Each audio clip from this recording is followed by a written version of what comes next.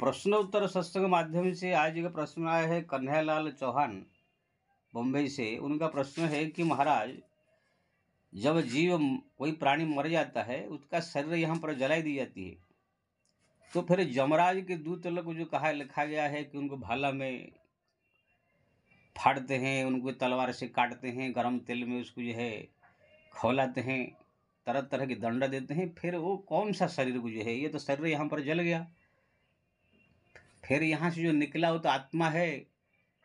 हाँ, आत्मा को कैसे दंड मिल सकता है और कैसे मतलब वहाँ पर दंड दी जाती है, इसके बारे में शंका है, समाधान दी।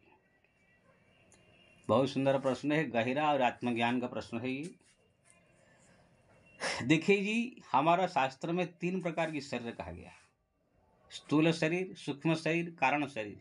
आप सोच रहे खाली यही का शरीर नहीं, ये तो स्थूल शरीर है जो आप देख रहे हैं, हाथ है, पैर है, नाक है, कान है, ये सब। इसके अंदर एक सूक्ष्म शरीर रहता है। ये जो स्थूल शरीर है रक्त मांस का, इसी का ही मान होता है, अपमान होता है, इसी को ही भूख लगता है, प्यास होता है, लगता है, यही बीमार होता है, यही स्वस्थ होता है। जो सूक्ष्म शरीर है, ये शरीर का कुछ बिगड़ने से वो शरीर जो है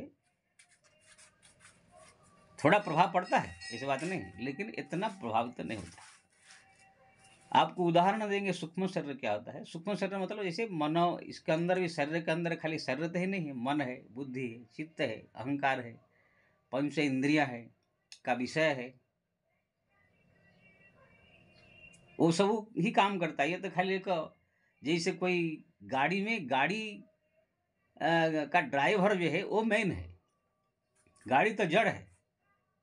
अगर ड्राइवर उसको कंट्रोल नहीं करेगा, कहाँ भी जाकर गिर जाएगा, वो टूट फूट कर खत्म हो जाएगा। ऐसे ही शरीर के अंदर मन, बुद्धि, चित्त, अहंकार, इंद्रियां, ये सब जो है इसी शरीर को चला रहे हैं। अगर आपका मन बेहोश हो गया तो शरीर पड़ा रह जाएगा। आप कोई चिंतन में अगर बैठ जाएंगे, कोई घर में घटना घट गया, चिंता करके बैठ जाएंगे तो शरीर भी बैठा रह जाएगा। इसलिए आत्मानं रथनम विधि शरीरम रथमेव तु इंद्रियाणि हैन्याहु विषयास्तेषु गोचरः।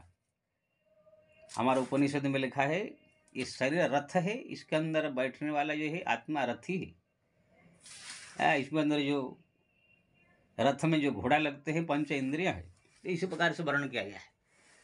तो हमारा शरीर के अंदर जो है यही शरीर नहीं, इसके अंदर मन है, बुद्धि है, चित्त है, अहंकार है, ये सब जो इंद्रियां है, यही सब है, यही सब मेन है। आपको अगर कोई दुख हुआ, कोई टेंशन हुआ तो मन को होता है, शरीर को नहीं होता है। शरीर खाली बीमार होता है, स्वस्थ होता है। और इसके अंदर कोई तकलीफ आए तो मन ही दुखी सुखी होता है। आपके शरीर में कोई घाव लग जाएगा, दर्द होगा तो दुखी कौन होगा? मन होगा दुखी। कोई शरीर स्वस्थ हो गया, कोई चीज आप खा लिए पी लिए तो मन ही सुखी होता है।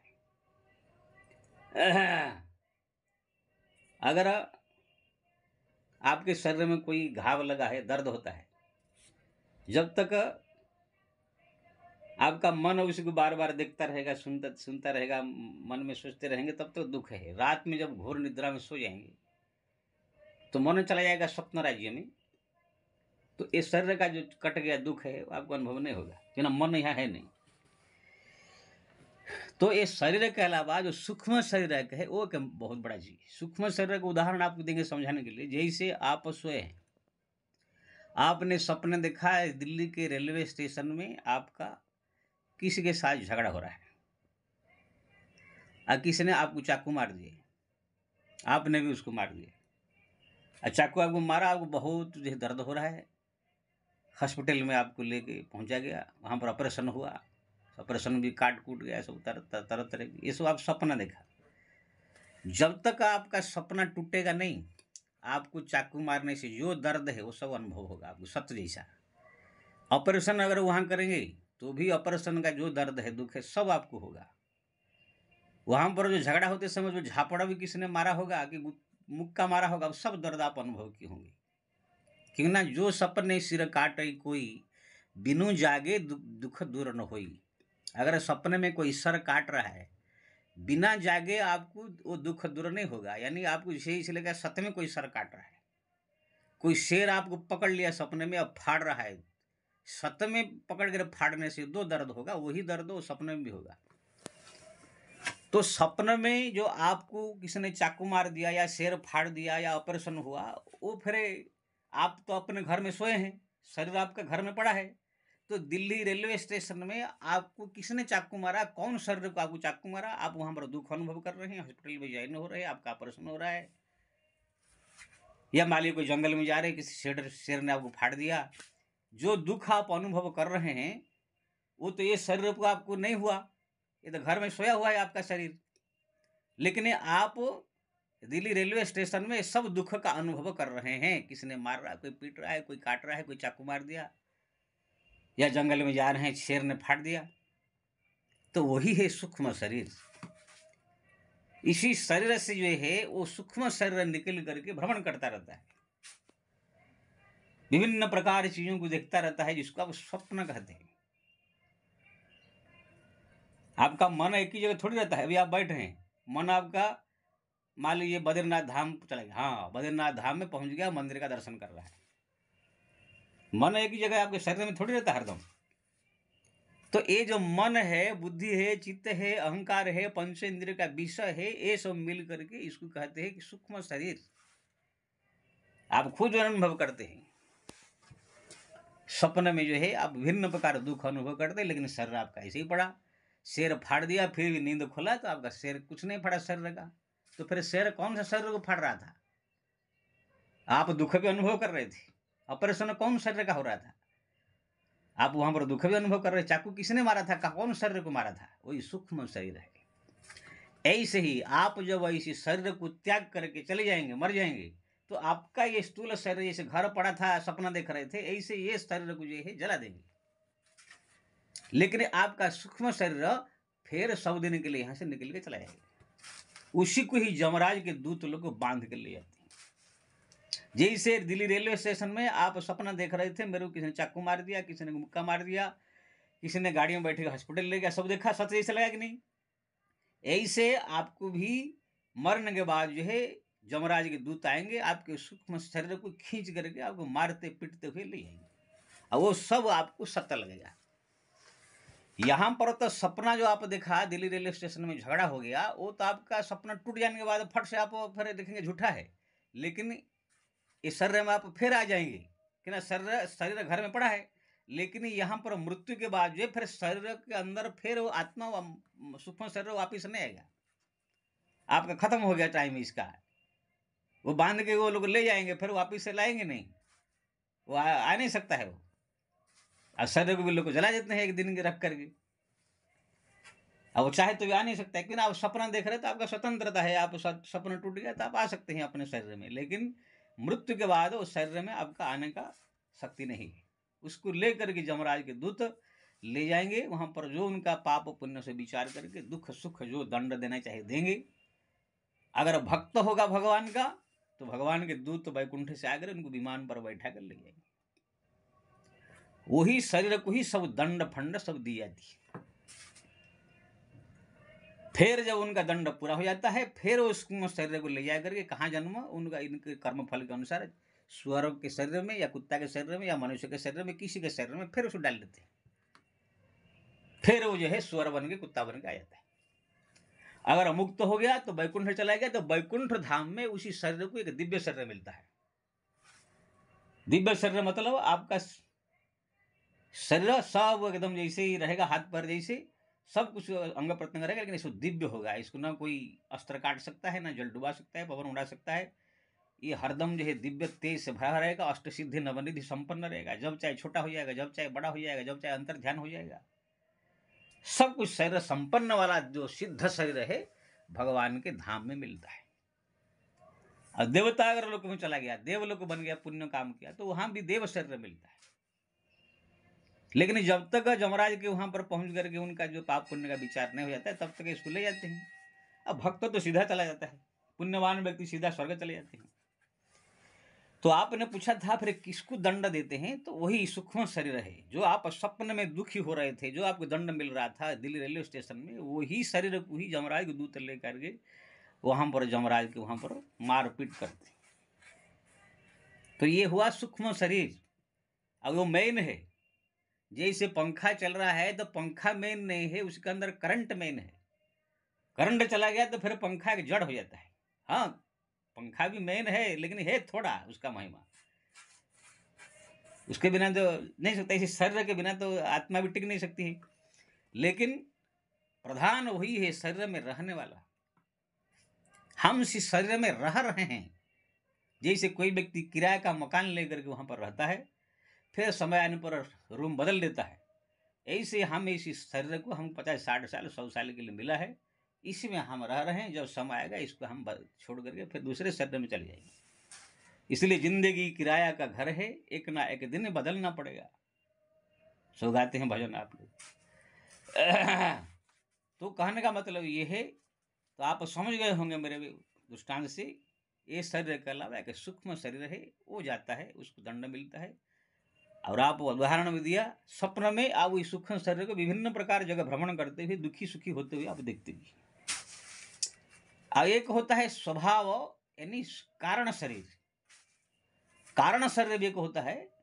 कारण शरीर मतलब जो आपके मन का स्वभाव है, आदतें हैं, उसको कारण शरीर कहा जाता है। जैसे आप कोई इंसान है, आपका कोई ना कोई एक आदत होगा जो कि वो आदत छूटता नहीं है, एकदम पूरा जड़ से पकड़ लिया है वो स्वभाव। वो स्वभाव भी आपका मरने के साथ साथ साथ साथ में रहेगा, सूक्ष्म शरीर के साथ में रहेगा, ये शरीर में था ही। तो आप वो जा करके वहां दंड भोग करके या स्वर्ग में जाएंगे तो भी आपका स्वभाव ऐसे ही रहेगा। आप ब्रह्मलोक को जाएंगे तो भी वो स्वभाव आपका ऐसे ही रहेगा। फिर दूसरा शरीर कोई धारण करेंगे तो भी आपका जो स्वभाव है वो ऐसे ही रहेगा। इसलिए आप देखेंगे कभी कभी कोई कोई इंद्र बनते हैं देवराज, इंद्र बनने के बाद भी बहुत उल्टा पुल्टा सुल्टा कर देते हैं कि ना, उसका आदत तो देवता तो बन गया, लेकिन उसका जो पहले मनुष्य शरीर में था उसका वो स्वभाव वहां पर बदला नहीं। इसलिए वो देवता बनने के बाद ही वो स्वभाव वहां पर पहुंच गया। ये आदत है, स्वभाव है बहुत खतरनाक। इसका शराब पीने का आदत है, किसका जैसे मारपीट करने का आदत है, किसको गाली गलौज करने का आदत है, किसका जो है नशा करने का आदत है, ये सब जो हो जाता है जल्दी छूटता नहीं है। झगड़ा करने का आदत है, तो ये आप किसी भी शरीर में जाओ तो भी आपका स्वभाव रहेगा। तो किसी भी शरीर में आप जन्म होंगे तो स्वभाव आपका ऐसे ही रहेगा।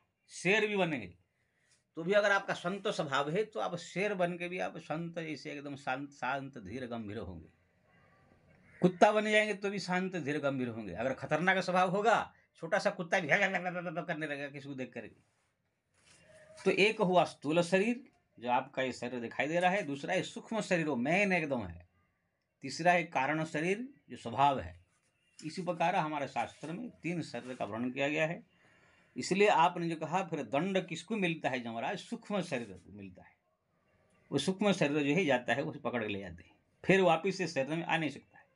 सपना में जो सूक्ष्म शरीर जाता है घूमता टहल के फिर अपने घर में आ जाता है जहाँ सोए हैं, वहां पर मरने के बाद वापिस नहीं आता है। अब ये मनुष्य जीवन में भी आप स्वप्न के द्वारा सूक्ष्म शरीर का विभिन्न प्रकार दुख सुख भोग कर रहे हैं। अगर आप गुरु किसी ने कह दे कि आपको आज सपने में आएगा, आकर के सपने में शेर आएगा, आपको पूरा फाड़ फाड़ के खाएगा, ऐसे कोई अगर कह दे तो आप अभी से बेचैन हो जाएंगे। सपने में पूरा शेर फाड़ के खाएगा आपको। हाँ, इसलिए कई समय आज सपना ना आवे ऐसा आप सोचेंगे, क्यों ना, जब सपना आ जाएगा शेर फाड़ेगा तो वही तकलीफ दुख कष्ट वैसे ही होगा। इसलिए सपनों का दुख को जो है साधारण मत समझिए आप। अभी हमारे पास कितने ऐसे आदमी औरतें लड़के लड़कियां आते हैं, बोलते महाराज रात में सपन में एक औरत आती है, हमारा गला दबाती है, मारती है, आग जला कर मेरे को जो है जलाती है। ऐसे 2 दिन 4 दिन में ऐसे कौन ऐसे आता है? अब बताइए, है सपना है, उसका शरीर तो सोया हुआ है, सपने में ऐसे कौन आ रहा है और उसको तकलीफ हो रहा है, आग जलाने का, उसको गला दबाने का, सब पर तकलीफ हो जाए सत्य में जैसा, उसी टेंशन में शरीर भी क्षीण हो रहा है। तो उसी के लिए जो रास्ता उपाय हमारा शास्त्र में बताया उसी के अनुसार उसे बताया जाता है कि भगवान का भजन करो, हनुमान जी का चालीसा पढ़ो, या कुछ और जो उपाय उसके लिए शास्त्र में निर्दिष्ट बताया गया, वो बताने से वो करते करते करते करते धीरे धीरे वो चला जाता है। लेकिन अगर सपने में भी ऐसी घटनाएं घटती है तो बहुत बड़ा खतरनाक चीज़ है। मैं खुद इसका अनुभव किया हूँ। 2-4 साल तक चुड़ैल मेरे पीछे पड़ गई थी। हर 2-3 दिन में आएगी, आकर मेरे पास जो है, रात में जैसे लेटा हूँ, मेरे पास आकर मेरा गोड़ दबाएगी, मेरे साथ तरह तरह गलत हरकतें करेगी। हाँ, 2-3 साल परेशान किया, फिर इसका जो है उपाय करके फिर कैसे कैसे छुटा। तो कहने का मतलब ये है, इस सपने में भी अगर कोई भूत प्रेत या कोई ऐसे बुरी आत्मा कोई आकर के अगर या आपके दंड दे रहा है, दुखी कर रहा है, परेशान कर रहा है, ये भी साधारण नहीं है, एकदम सत्य दुख जैसे ही लगेगा। और सपने में भी आप देख रहे हैं तो भी आपको सत्य ही लगेगा, वो सूक्ष्म शरीर ऐसो भोग करता है। इसलिए सदैव भगवान का नाम जप करना चाहिए, राम राम जप करना चाहिए, सदैव भगवान का ध्यान करना चाहिए, भगवान का स्मरण करना चाहिए, भगवान के धामों की तीर्थों की सब याद करनी चाहिए। हाँ, ये सब करने से सपना भी आपको अच्छे अच्छे आएंगे, सुखद सपना आएंगे और आनंदमय सपना आएंगे, भगवान सपने में आएंगे, तो आपको किसी प्रकार की जो है तकलीफ सपने में नहीं होगा। और जो बुरी आत्माएं आकर आपको सपने में गला दबाते हैं, क्या करते हैं, वो भी सब धीरे धीरे खत्म हो जाएगा। इसलिए हरिनाम जप भगवान का करे, भगवत स्मरण करे, भगवत चिंतन करे। इससे आपको सूक्ष्म शरीर में यहाँ रहते हुए भी, स्थूल शरीर में जो तो है ही है, सूक्ष्म शरीर का दुख भी आपको यहाँ भी मालूम नहीं पड़ेगा। अब मरने के बाद तो अगर भक्त आपके है तो जमराज का बात ही नहीं है, भगवान के दूत आपको आके ले जाएंगे। जय श्री राम।